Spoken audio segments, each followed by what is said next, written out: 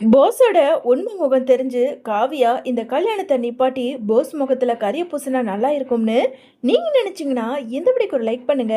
வாங்க வீடியோக்குள்ள போலாம். போஸ் என்கிட்ட தப்பா நடந்துக்க பார்த்தான் அப்படின்னு சொல்லிட்டு தாமரை போஸை பத்தின கேடுகட்ட எண்ணத்தை எல்லாத்தையும் இங்க சாவித்திரி கிட்ட சொல்ல, சாவித்திரியும் தாமரையும் எப்படியாவது போஸை சிக்க வச்சு காவியா மூலியமா இந்த கல்யாணத்தை நிப்பாட்டலாம் அப்படின்னு ரெண்டு பேரும் ஒரு பெரிய திட்டம் போட்டுக்கிட்டு தாமரை சொல்லி கொடுத்த மாதிரியே சாவித்ரி ஈஸ்வரியோட ரூமுக்கு வந்து ஈஸ்வரியோட போனையும் எடுக்கிறாங்க. சாவித்ரி இதுல என்ன பாஸ்வேர்டு போடுறதுன்னு தெரியலையே அப்படின்னு எப்படியோ ஒரு யோசிச்சு இங்க கடைசியில ஈஸ்வரியோட போன்ல பாஸ்வேர்டு போட்டு ஃபோனையும் ஓப்பன் பண்ணி அதில் காவியாங்கிற நம்பரையும் எடுத்துடுறாங்க. எடுத்துட்டு வெளியே வந்த நேரம் இங்கே வெளியே போன ஈஸ்வரி நேராக வாசலுக்கு வர, என்ன அத்தாச்சி என்னோட ரூமில் என்ன பண்ணிக்கிட்டு இருக்கீங்க அப்படின்னு சொல்லிட்டு ஈஸ்வரி கேட்க, அது வந்து அது வந்து மதனி ஒன்றும் இல்லை, சரி ஃபுல்லாக வீட்டை துடைக்கிறோமே அப்படியும் உங்கள் ரூமையும் தொடச்சிட்டு போகலாமேன்னு வந்தேன். அது சரி ரூமுக்கு வந்தீங்க, கையில் வாளியும் கிடையாது சோப்பு தண்ணியும் கிடையாது, எதுக்காக ரூமுக்கு வந்தீங்கன்னு கேட்டால் துடைக்க வந்தேன்னு சொல்கிறீங்க, யார்கிட்ட போய் சொல்கிறீங்க அத்தாச்சி அப்படின்னு சொல்லிட்டோம். ஈஸ்வரிக்கு சந்தேகம் வந்து சாவித்திரியை கேட்க, இல்லை இவ வந்து அழுக்கு இருக்கான்னு பார்த்துட்டு போனேன், அழுக்கு இருந்தால் துடைக்கலான்னு பார்த்தேன், இப்போதைக்கு எதுவும் இல்லை, ரூம் ரொம்ப க்ளீனாக தான் இருக்குது. சரிங்க மதினி எனக்கு வேலை இருக்குது நான் வரேன் அப்படின்னு ஒரு வழியாக ஈஸ்வரியை சமாளிச்சுட்டு சாவித்ரி இங்கே நேராக அவசர அவசரமாக தாமரையோட ரூமுக்கு ஓடி வராங்க. ஓடி வந்த கொஞ்ச நேரத்தில் இங்கே தாமரை இருந்துக்கிட்டு, என்னம்மா நீ நான் சொன்ன மாதிரி ஃபோன் நம்பரை எடுத்துக்கிட்டு வந்துட்டியா? ஃபோன் நம்பர்லாம் எடுத்துக்கிட்டு வந்துட்டேன். சரி அடுத்ததாக என்னடி பண்ணணும்? ஆமாம் முதல்ல அந்த காவியாவுக்கு ஃபோன் பண்ணி இங்கே வர சொல்லு, ஒரு நைட்டு 11 மணிக்கு இங்கே வர சொல்லு, கண்டிப்பாக அந்த போஸோட முகத்திலேயே நாம கீழ்ச்செறிஞ்சிருவோம் அப்படின்னு தாமரை சொல்ல, அடியே நீ சொல்கிறதெல்லாம் சரிதான், ஆனால் அந்த காவியா வந்தா நீ இந்த காரியத்தை கச்சிதமாக முடிச்சிடுவல்ல, அந்த போஸ் வேற ஒரு கேடு கெட்டவன். ஆமாம் அதையெல்லாம் நான் பார்த்துக்கிறேன், உன் பொண்ணு மேலே உனக்கு நம்பிக்கை இருக்குல்ல? என்னடி தாமரை இப்படி கேட்டுட, எனக்கு நம்பிக்கை இல்லாமையா? சரிம்மா அப்போ நான் சொன்ன மாதிரி ஃபோன் பண்ணி அந்த காவியா கிட்ட பேசு அப்படின்னு சொல்லிட்டு தாமரை சொல்ல, சாவித்திரியோ அதே நம்பரை எடுத்து இங்கே காவியாவுக்கு ஃபோன் பண்ணுறாங்க. ஹலோ யாருங்க அப்படின்னு சொல்லிட்டு காவியா கேட்க, ஹலோ நான் தாம்மா, நீ கல்யாணம் பண்ணிக்க போறியே போஸு அவனோட அத்தை பேசுகிறேன், நீங்கள் எதுக்கு எனக்கு ஃபோன் பண்ணியிருக்கீங்க ஆண்டி அப்படின்னு சொல்லிட்டு காவியா கேட்க, இங்கே பாருமா காவியா, இந்த வீட்டில் போஸுன்னு இருக்கானே அவன் ரொம்ப பெரிய அயோக்கியன், கேடு கெட்டவன், அவனை பற்றி உனக்கு தெரியாது. ஆமாம் அவன் எந்த விதத்தில் நல்லவன் நினச்சி நீ அவனை கல்யாணம் பண்ணிக்க ஆசைப்படுற அப்படின்னு சொல்லிட்டு சாவித்திரி கேட்க, என்ன ஆண்டி சொல்கிறீங்க?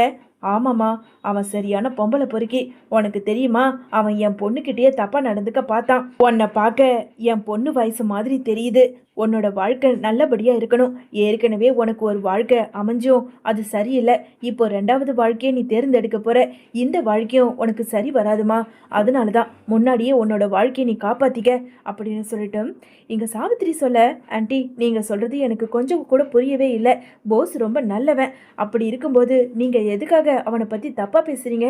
அவனை நான் நிறைய தடவை தனிமையில் சந்திச்சிருக்கேன், ஆனால் அவரோட நுனி விரல் கூட என் மேலே பட்டதே இல்லை ஆண்டி அப்படின்னு சொல்லிட்டு காவியா சொல்ல, ஓ அவன் அந்த அளவுக்கு நல்லவன் மாதிரி உன்கிட்ட வேஷத்தை போட்டுக்கிட்டு இருக்கான். இங்கே பாரு நான் சொல்கிறத நீ நம்பலைனா இன்னைக்கு ராத்திரி 11 மணிக்கு நீ என்ன பண்ணுவியோ ஏது பண்ணுவியோன்னு தெரியாது, யாருக்கும் தெரியாமல் நான் சொல்கிற மாதிரி எங்களோட ரூமுக்கு நீ வா, நான் அதுக்கப்புறம் உனக்கு வேண்டிய எல்லாத்தையும் நேரில் காட்டி உனக்கு நான் ப்ரூஃப் பண்ணுறேன் அப்படின்னு சொல்லிட்டு சாவித்திரி சொல்ல, ஆண்டி நீங்கள் இவ்வளவு தூரம் சொல்கிறீங்க, கண்டிப்பாக நான் அந்த போஸை பற்றி தெரிஞ்சுக்கணும், அப்படி போஸ் மட்டும் எந்த தப்பும் பண்ணலை, அவன் ரொம்ப நல்லவன்னு எனக்கு தெரிஞ்சதுன்னா உங்களை நான் சும்மா விட மாட்டேன் பார்த்துக்கங்க அப்படின்னு சொல்லிட்டு காவியா ஃபோனை வைக்க, இங்கே தாமரை கிட்ட, அடியே தாமரை அந்த போஸை பற்றி முகத்திரையை நீ தாண்டி கிழிச்செறியணும், அந்த காவியா வரேன்னு சொல்லிட்டா, நீ கவலைப்படாத அதான் அவள் வரேன்னு சொல்லிட்டால, சரி இன்னைக்கு நைட்டு 11 மணிக்கு அந்த போஸை நான் வர சொல்லிடுறேன், நீ என்ன பண்ணு அந்த காவியாவை எப்படியாவது கதவுக்கு பின்னாடி மறைஞ்சிருக்க பார்த்துக்க, போஸ் உள்ளே வந்ததும் நீ காவியாவை கூட்டிகிட்டு வந்து உள்ளே என்ன நடக்குதோ ஒட்டு கேட்க வை, அம்பிட்டு தான் உன்னோட வேலை, புரிஞ்சுதுல? ஏய் எனக்கு புரிஞ்சுதுடி, ஆனால் போஸுக்கிட்ட நீ கொஞ்சம் ஜாக்கிரதையாகவே இருந்துக்கோ, அந்த ரேஸ்கல் என்கிட்ட மாட்டட்டும் அப்புறம் இருக்கு அவனுக்கு அப்படின்னு சொல்லிட்டு இங்கே சாவித்திரியும் தாமரையும் ஒரு பெரிய திட்டம் போட்டுக்கிட்டு இருக்காங்க.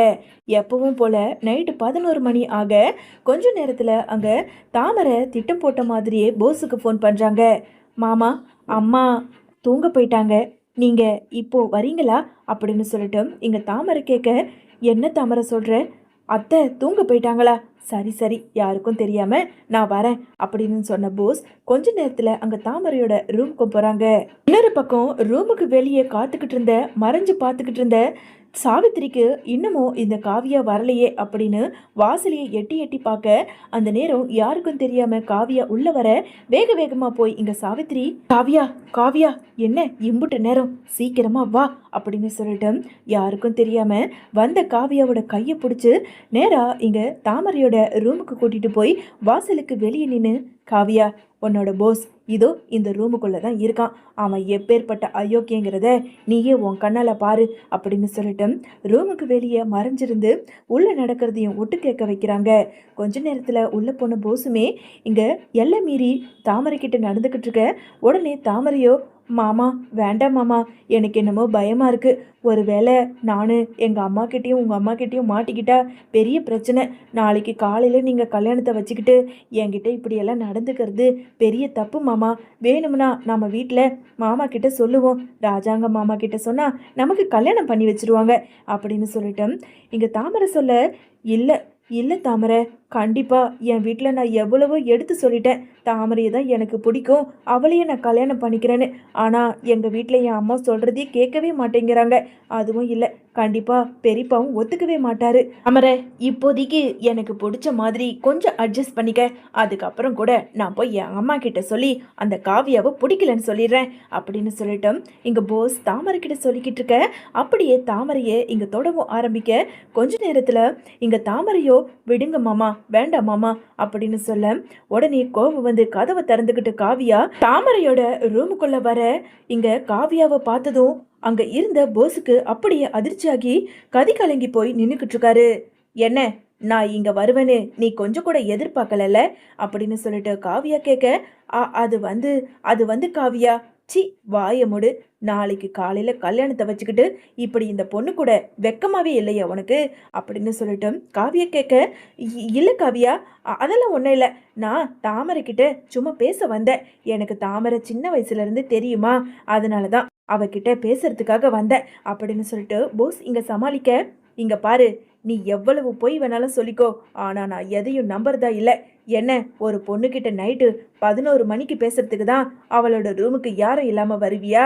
நல்ல வேலை, இவங்க உன்னோட முகத்திலேயே கிழிச்செறிஞ்சாங்க, அப்படி இல்லைன்னா உன்னை நம்பி நான் இன்னொரு ஏமாந்திருப்பேன் அப்படின்னு சொன்ன காவியா வந்த ஆத்திரத்துக்கு போஸை ஓங்கி பலார் பலார்னு 2 அறை கொடுக்குறாங்க. காவியா, நீ என்னை என்ன வேணாலும் அடிச்சுக்கோ, ஆனால் இங்கே நடந்ததை நீ நம்பாத, இவங்க 2 பேரும் எது திட்டம் போட்டு தான் இப்படியெல்லாம் பண்ணியிருக்காங்க அப்படின்னு சொல்லிட்டு போஸ் தன்னால் முடிஞ்ச வரைக்கும் இந்த பொய்யை மறைக்கணும் அப்படிங்கிறதுக்காக இங்கே காவியா கிட்ட சொல்லிக்கிட்டு இருக்க, இல்லை என்னால் உன்னை கல்யாணமே பண்ணிக்க முடியாது, இப்போவே இந்த நிமிஷமே இந்த வீட்டில் இருக்க எல்லாரையும் சத்தம் போட்டு கூப்பிட்டு உன்னை எனக்கு பிடிக்கலன்னு காரி துப்பிட்டு போயிட்டே இருக்கேன் அப்படின்னு சொல்லிட்டு காவியா வேக வேகமாக கீழே இறங்கி வராங்க. இந்த வீட்டில் பெரிய மனுஷங்கன்னு யாருமே கிடையாதா அப்படின்னு சத்தம் போட்டு காவியா கத்திக்கிட்டு இருக்க. இங்கே மோகனா ராஜாங்கத்தை எழுப்புறாங்க. என்னங்க, யாரோ வெளியே கத்துற மாதிரி இருக்கு, அதுவும் ஒரு பொண்ணோட குரல் மாதிரி இருக்குங்க அப்படின்னு சொல்லிட்டு ராஜாங்கத்தை இங்கே மோகனா எழுப்ப, ராஜாங்கம் மோகனா அப்பத்தான்னு எல்லாருமே சத்தம் கேட்டு வெளியே வர, அதே சமயம் ஈஸ்வரி சித்ரான்னு எல்லாருமே வெளியே வராங்க. வெளியே வந்த ஈஸ்வரி இங்கே காவியா இருக்கிறத பார்த்ததும், வா காவியா, என்ன காவியா இந்த நேரத்துக்கு எனக்கு ஃபோன் பண்ணியிருந்தா நான் உனக்கு ஃபோன் பண்ணியிருப்பேன்ல சொல்லிட்டு ஈஸ்வரி காவியாவை பார்த்து கேட்க, இன்னொரு பக்கம் இங்கே தாமரையோ இதுதான் சாக்கு அப்படின்னு சொல்லிட்டு தன்னோட துணிகளெல்லாம் கிழிச்சிட்டு தலையை முடியெல்லாம் களைச்சி விட்டுக்கிட்டு இங்கே போஸோட பின்னாடியே வராங்க. இப்படி அலங்கோலமாக வர தாமரையை ராஜாங்கம் பார்த்துட்டு, ஏ தாமரை என்னாச்சு, எதுக்காக இப்படி வர அப்படின்னு சொல்லிட்டு ராஜாங்கம் பார்த்து கேள்வி கேட்க, உடனே இங்கே தாமரை இருந்துக்கிட்டு, மாமா இதோ இருக்கானே போஸ், என்கிட்ட இவன் தப்பாக நடந்துக்க பார்த்தா மாமா, அதனால தான் மாமா இப்படி என்னோட நிலைமை அப்படின்னு சொல்லிட்டு அழுதுகிட்டே தாமரை சொல்ல, உடனே போஸ் இருந்துக்கிட்டு, இல்லை பெரியப்பா, இந்த தாமரை ஏதோ நாடகம் ஆடிக்கிட்டு இருக்கா அப்படின்னு சொல்லிட்டு போஸ் மறுபடியும் அங்கே வந்து பொய்ய சொல்ல, உடனே இங்கே ராஜாங்க இருந்துக்கிட்டு, என்னடா போஸு, அப்போ தாமரை சொல்றது பொய்ன்னு சொல்ல வரியா?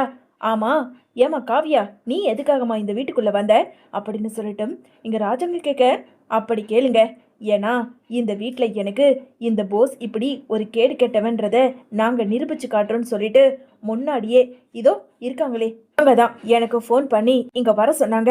அதனாலதான் நானும் வந்தேன். வந்து பார்த்தா தானே தெரியுது இவனோட கேடுகெட்ட என்னன்னு அப்படின்னு சொல்லிட்டு காவியா சொல்ல, உடனே அங்க இருந்த இதை எல்லாத்தையும் கேட்டுக்கிட்டு இருந்த ஈஸ்வரி இருந்துகிட்டு, அப்படி போடு அடி சக்க, அதானே பார்த்தேன். ஏமாமா, இப்பயாவது உங்களுக்கு தெரியலையா? இந்த கல்யாணத்தை நிப்பாட்டுறதுக்காக தான் சாவித்திரி அத்தாச்சியும் தாமரையும் ஏதோ பெரிய திட்டம் போட்டு காவியாவை இங்க வர வச்சிருக்காங்க. ஏன் காவியா, இதுல இருந்தே உனக்கு தெரியலையா? இல்ல உனக்கு புரியலையா? அப்படின்னு சொல்லிட்டு ஈஸ்வரி சொல்ல, எல்லாம் சரிதான். ஆனா நான் வந்த இடத்துல இந்த போஸ் தாமரையோட கையை பிடிச்சி இழுத்தானே, அதை நான் பார்த்தனே. அப்போ அது பொய்யுங்கிறீங்களா? அப்படின்னு சொல்லிட்டு காவியா இங்க கேட்க, உடனே போஸ் இருந்துக்கிட்டு, இல்ல காவியா, நான் ஏதோ போதையில அப்படியெல்லாம் பண்ணிட்டேன். அடைச்சி வாய முடு. போதையில இருந்தா பொண்டாட்டி எது மத்தவ யாருன்னு உனக்கு தெரியாதா என்ன? இப்படி பேசுறதுக்கு உனக்கு வெக்கமா இல்ல? இல்ல, எனக்கு இந்த கல்யாணம் பிடிக்கல. எனக்கு இந்த கல்யாணம் வேண்டவும் வேண்டாம். நான் கிளம்புறேன் அப்படின்னு சொல்லிட்டு காவியா அங்க இருந்து கிளம்ப, உடனே ஈஸ்வரியோ, காவியா காவியா கொஞ்ச நேரம் பொறுமையா இருமா. இங்க ஏதோ பெரிய சதி நடந்திருக்கு. இவங்க 2 பேருக்கும் ஆரம்பத்துல இருந்தே போஸுக்கு கல்யாணம் ஆகிறது பிடிக்கல. அதனாலதான் இவங்க ஏதோ நாடகம் ஆடிக்கிட்டு இருக்காங்க. தயவு செஞ்சு நீ போஸை புரிஞ்சுக்க. ஏன் போஸ் கூட நீ தனிமையில இருந்ததே இல்லையா? உன்கிட்ட அவன் தப்பாவே நடந்துடல. அவனால முடிஞ்சிருந்தா உன்கிட்ட தப்பா நடந்திருக்கலாமே. ஆனா அப்படியெல்லாம் இல்லை என் புள்ள. அத்தாச்சி, நீங்களாவது இங்க காவியா கிட்ட எடுத்து சொல்லுங்க. எதுக்காக நீங்களும் தாமரையும் இப்படி என் பையனோட வாழ்க்கையை கெடுக்குறீங்க அப்படின்னு சொல்லிட்டு ஈஸ்வரி எங்க சாவித்திரியோட கையை பிடிச்சி கெஞ்சுக்கிட்டு இருக்க. போதும் மதனி, நிறுத்துங்க. உங்க பையன் ஒரு கெட்டவன், கேடு கெட்டவன். இன்னைக்கு காலையிலேயே உங்க பையன் என் பொண்ணோட ரூமுக்கு வந்திருக்கான். ரூமுக்கு வந்ததும் இல்லாம குளிக்கிறவள, குளிச்சுட்டு வந்து ட்ரெஸ் மாத்துறவள மறைஞ்சிருந்து இவன் பார்த்துருக்கான். எல்லாத்தையும் சொல்லும்போது ஒரு பெத்தவளுக்கு எப்படி மனசு வலிக்கும்?